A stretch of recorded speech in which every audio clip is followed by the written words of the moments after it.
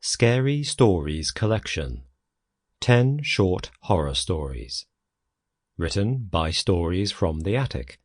Narrated by Robin Mcconnell.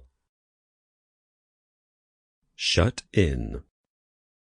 The day the quarantine was announced, the only thing I could think of was Mother. Yes, behind that, the memories crept closer, shadows and dark things, not forgotten, but suppressed, the knot of fear in my belly that had been tied long ago. But more than that, more than anything, I thought of her. In the 56 years since she arrived in Britain from Turkey, not once had she spent an entire day inside. In fact, it was rare to see her spend more than a few hours indoors. When she did, she restlessly moved between rooms, pacing and shifting from one seat to the other, always inching closer to the doors, to the outside. Most often, when I went round to visit, I would find her in the garden, or sitting out on the front step, waving to children and sharing jokes with passers-by, for whom she had long been a fixture. I had lost count of the number of times I'd been told by concerned neighbours that I should make sure to get your mother inside out of the weather, and also of the times she had scolded them for sticking their noses where they weren't wanted, and speaking to me on her behalf, as if she weren't there or in full possession of her faculties. "Why you talk to him?" she would shout, in a Turkish accent still as thick as the coffee she made, despite having lived in England for over 3 decades. "I am here. I'm not stupid. You want talk, you talk to me. If I want stay outside, I stay outside. None of your damn business." She would say this with a shake of the fist and a dismissive sucking of the teeth, a gesture I had never quite managed to master, but which I admired for its expressiveness. Once you heard that sound, you were in no doubt what it meant. I must admit, however, that despite her stubborn consternation, at times I had agreed with the neighbours. Once, during a particularly harsh winter, I had found her sitting on a deck chair on the front step with a blanket of snow draped over her. Beside her was an upright electric heater that she had dragged outside and angled in such a way that it would provide some warmth and protection against the elements. The wire for this heater had been stretched clumsily through an open window.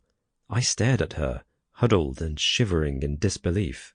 Whilst I appreciated the fact that the heater was probably the only thing keeping the stubborn old bird from getting hypothermia, the threat of electrocution meant that we argued about it, and once she had finally calmed down, I made her promise not to bring the heater outside again. The next time I visited, she was sitting outside in the snow again, but she had kept her promise. This time, instead of pulling out the heater, she had smashed up a kitchen chair and built herself a fire. "There is only me here," she said when I asked why she decided to destroy the furniture. "Why do I need 6 chairs? Don't like sitting inside anyway." I suppose she did have a point. Around 5 years ago, a sympathetic few friends and I, who understood what Mother was like, had been forced to construct a 3-sided gazebo extension at the back of the house, the planning permission for which is still somewhat dubious. We built it, unbelievably, for Mother to sleep in. Over the past year she had been plagued by nightmares about the time before, and had steadfastly refused to sleep inside the house any longer. Instead, she had taken to dragging her mattress into the back garden and sleeping outside, either on the grass, on the paving stones under the large fur blankets she assured us were used by shepherds in the fields, or under the small porch in front of the house.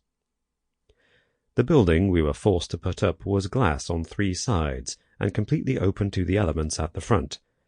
Along the back wall, we attached a network of radiators and heaters to wastefully warm that portion of the room before the heat escaped, and pulled her bed in front of it. My mother, at 76 years of age, slept in what was little more than an upmarket greenhouse with an open front. But then, that was how she liked it, and heaven help anyone who chose to tell her otherwise. Not that she had any trouble sleeping. Despite her advanced age, my mother's usual way of avoiding being shut up in the house was to be as far from it as possible. Even at 76, she would walk somewhere close to 15 miles a day, disappearing into the hills that surrounded the town and wandering for hours on end. Whilst this might sound like cause for concern, and many would worry about their elderly relatives wandering in the peak, Sample complete. Ready to continue?